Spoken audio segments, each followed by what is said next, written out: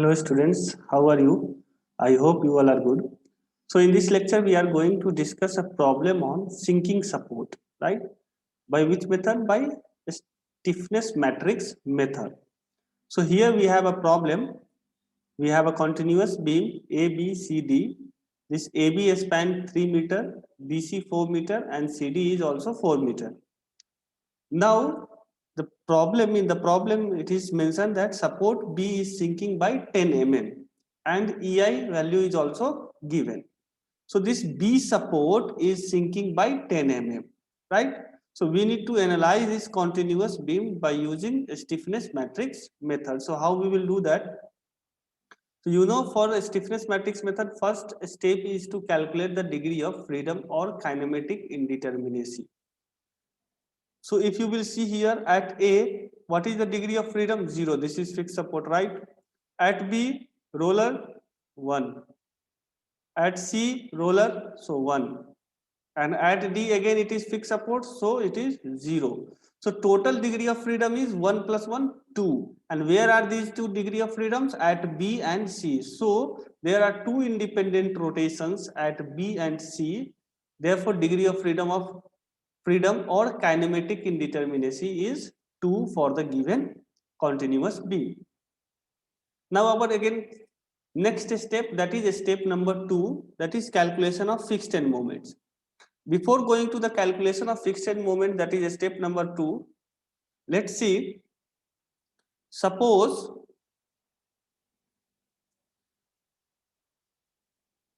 if right support is sinking, this is your B support, let's say this is A. So this B, if you will see, this is on the right.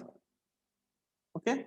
So if right support is sinking, then what we will do in fixed end moments, whatever the fixed end moments will be for this span AB. So MAB and MBA. Okay. For this span AB, we will have two fixed end moments, right? MAB and MBA. So whatever the value will be there of MAB and MBA, we need to subtract one more term, that is 6EI delta upon L square. And from this value also we need to subtract 6EI delta upon L square. This is the additional moment due to this sinking of support. This term is nothing, the additional moment due to this sinking of support. Now, if the left support is sinking, let's say this is your B and this is your C. So now this B is on the left side, right? So now in this case left support is sinking. So what will happen for this span? Two fixed moments will be there, MBC and MCB. So whatever the value will be there for MBC and MCB, we need to add one more term into this, that is 6, one more term, that is 6EI, here 6EI delta upon L square, and here also we will add 6EI delta upon L square in the fixed end moments. Okay, so now we will go for the calculation of fixed end moments, because we know if we are going for the calculation of this AB span and BC span, then we need to introduce this term 6EI delta upon L square on the basis of position of sinking support, right? So if you are going for this AB span, this B is on the left, so for this AB span we need to subtract the 6EI delta upon L square. For BC span we will add 6EI delta upon L square because B is on the left, right? So now we will go for the step number 2, that is calculation of fixed end moments. Now in this problem you can see no loading condition is given. So if there is no loading condition, then fixed end moments will be 0 only, right? If some loading condition will be given, then we will calculate the fixed end moments. We know what will be the fixed end moments when UDL is given, what will be the fixed end moments when concentrated loaded is given, right, on the mid span. So these things we know, but here there is no loads, so simply MAB, okay, we need to calculate. MBA we need to calculate, MBC we need to calculate, MCB, then MCD and MDC.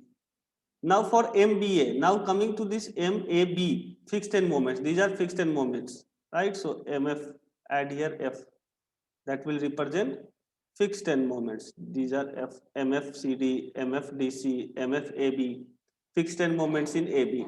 Now coming to this AB span, what is loading condition? No load is there, right? So the moment due to loading will be 0. But since this B support is sinking and this AB, for this AB span, B is on the right. So for the right, if right support is sinking, we need to subtract one term, that is 6 EI delta upon L square.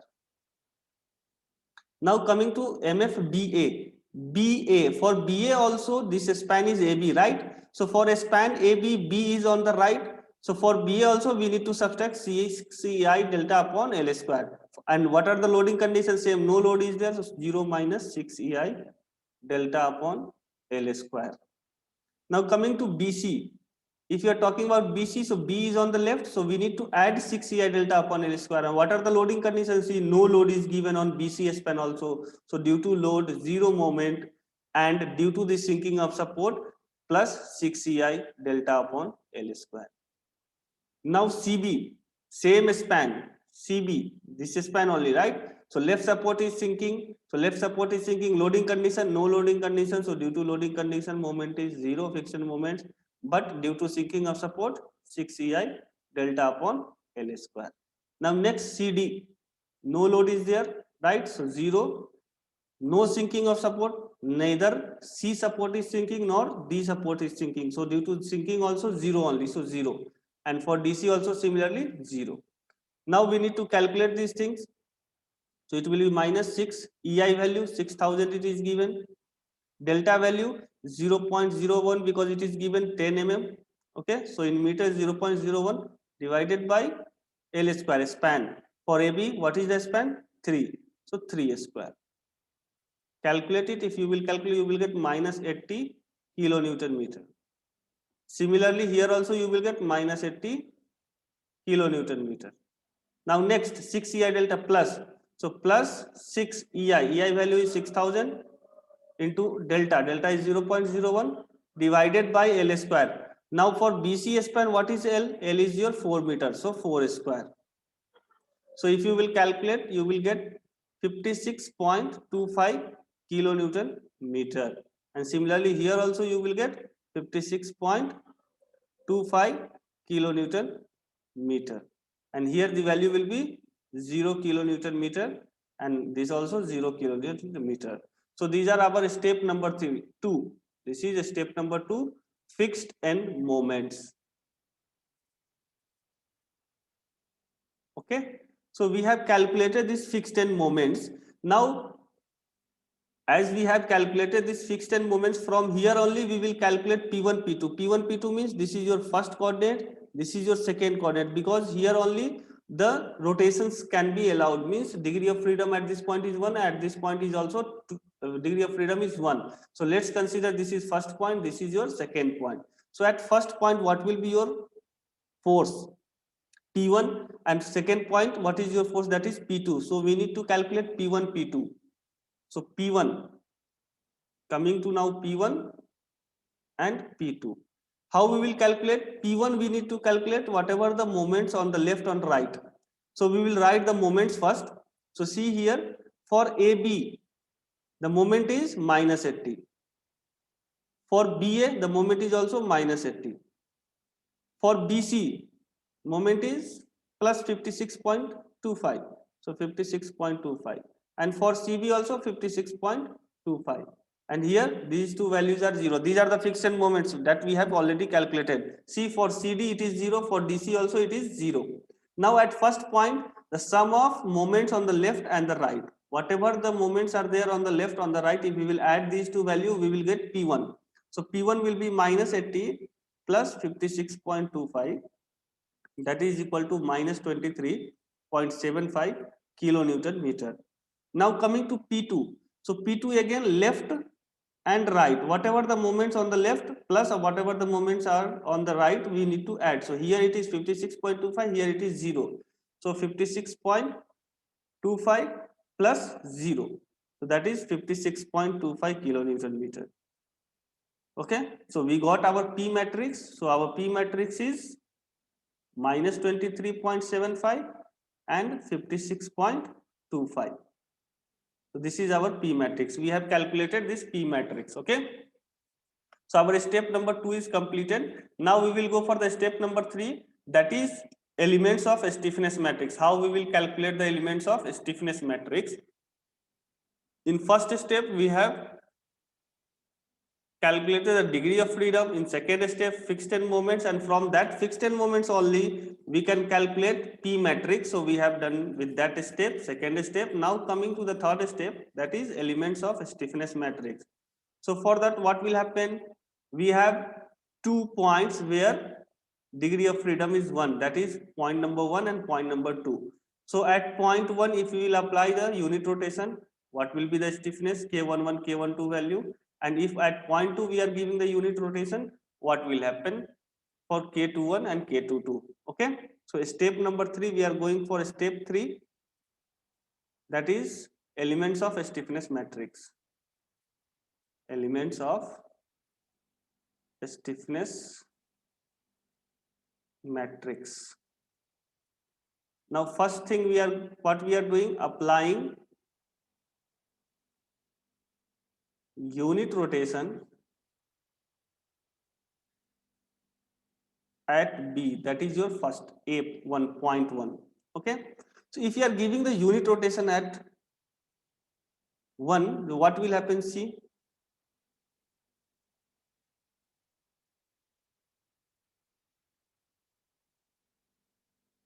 this is point 1, this is point 2. So what will happen? Okay, so at this point what will be the stiffness? At this point if we are applying the unit rotation at this point, so it will be 4 EI upon L, right? And here also and on the other side it will become 1 by 2 of this 4 EI upon L, that is 2 EI upon L.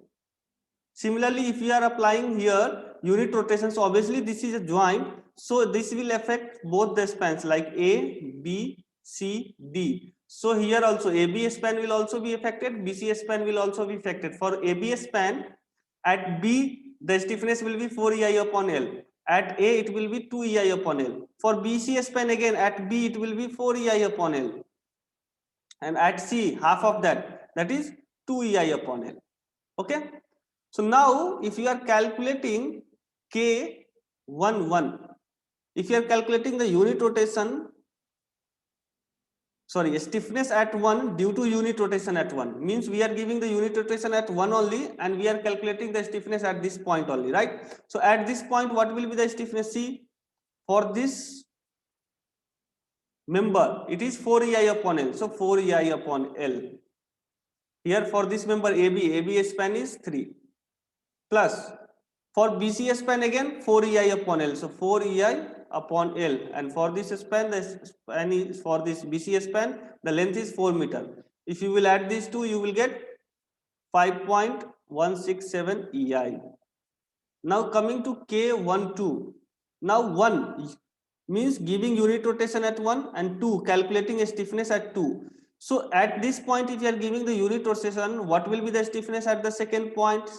It is 2 EI upon L, right? So it will be 2 EI upon L, half of the, for because in this case we are calculating the stiffness at 2 due to unit rotation at 1, so we need to consider only BC span.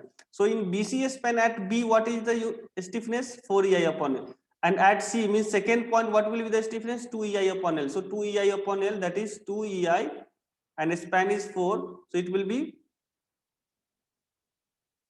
1.25 EI. Now see, I am considering these values also. So for this span 2EI means I value will be replaced by 2I, and for this BC span this I value will be replaced by 2.5I, and for CD span again it will be replaced by 2.5I because already it is given in the question. Okay, so that's what I am keeping for 4EI upon 3. So this I is nothing, 2I.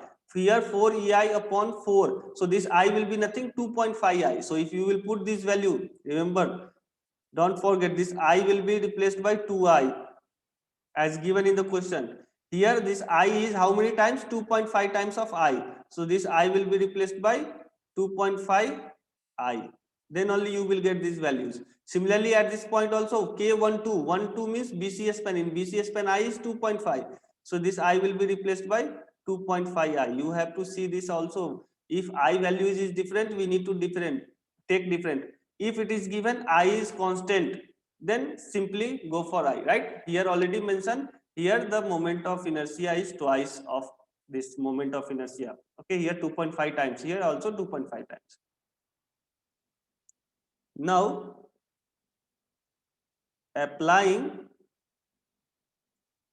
unit rotation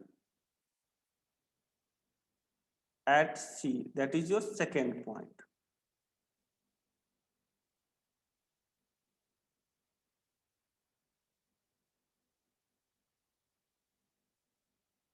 So see here, this is also a joint. So for CB as well as C. So at this point for CB member 4EI upon L. Again for at this C point for BC, it will be 4EI upon L. And again on the B, half of this 4EI upon L, 2EI upon L. And at B, again half of 4EI upon L is 2EI upon L. Okay. So now here if you are calculating K21, K21 means giving unit rotation at 2 and calculating stiffness at 1. So if you are applying the unit rotation at 2 and calculating stiffness at 1 means we have to consider only BC span. So for in this BC span, here the value is 4EI upon L. At the B first point, it is 2EI upon L. So 2EI upon L. 2E into BC. For BC span, I value is 2.5. So this is 2.5 actually, right? And L is 4. If you will calculate it, you will get 1.25 EI. Okay. Now K22. K22 means unit rotation at 2 and calculating a stiffness at 2. So if you are calculating a stiffness at 2, since it is a joint, we need to consider both span, CB span as CD span, right? So in CB span, at this point, what is the stiffness? 4EI upon L. For CD span also it is 4EI upon L.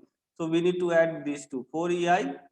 So for this span, now see here, for CB span, because we are taking this 4EI upon L, for CB span, I is 2.5 I. So into 2.5 I and a span is 4 meter. Plus for CD span, 4EI upon L. So 4EI for CD span is also 2.5 I. 2.5 I divided by L. Span is also 4. So if you will add this, you will get 5 EI. So we have calculated all the elements of the stiffness matrix, that is K11, K12, K21, K22, right? Don't forget to replace these I values, otherwise you will get some other values. As I have replaced here in the next step for unit rotation at 2. Okay. So we got our stiffness matrix K11, K12, K21 and K22. What will be our stiffness matrix? If I write this stiffness matrix, what will be that?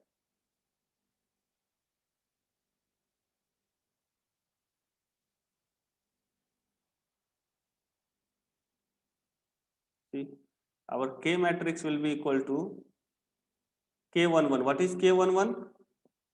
5.167 EI, K12 1.25 EI, K21 1.25 EI, K22 5 EI. Okay. So therefore our stiffness matrix is nothing, taking EI as constant outside, 5.167, 1.25, 1.25 and 5. This is our stiffness matrix. So we have done with the step number 3 also. Now coming to the step number 4, that is displacement at coordinates 1 and 2. We need to find the displacement. Okay, because in a stiffness matrix our aim is to find the displacement. Where will be the displacement? At B and C, because degree of freedom is 1 at B and C at C also the degree of freedom is 1. Now step number 4,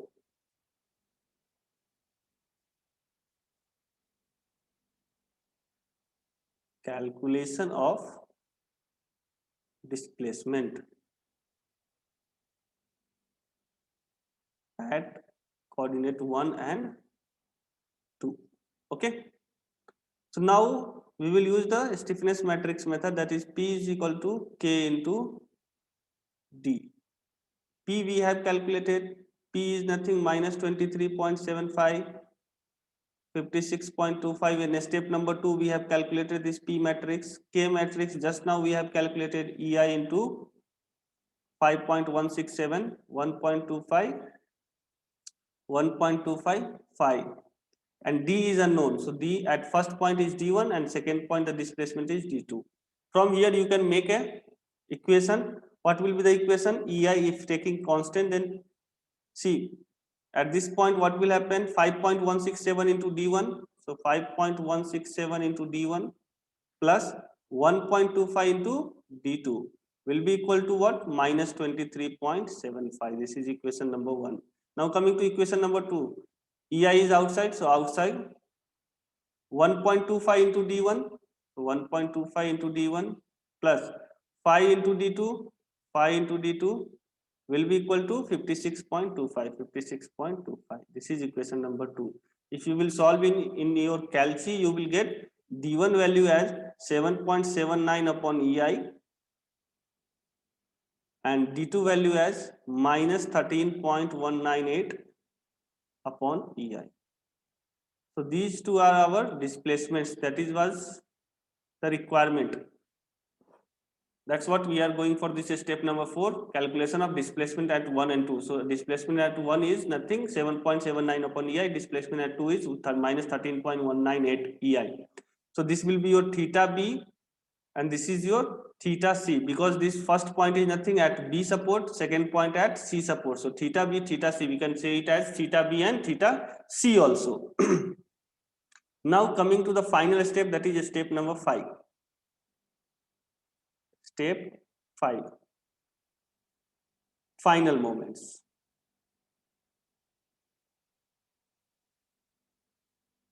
And for final moments, we have a formula. If we are going to calculate final moments in AB, then it will be MFAB, fixed end moments in AB, plus 2EI upon L into 2 theta A plus theta B. So this is the basic formula to find final moments. If you are going for MAB, so see here A will be twice, B will be simply 1 times, right? Similarly, if you are going to calculate MAB now, so MFAB value already we have minus 80 plus 2E into, for first span, this is 2I upon span length is 3. 2 into theta A. Theta A is 0 because we have theta A is 0.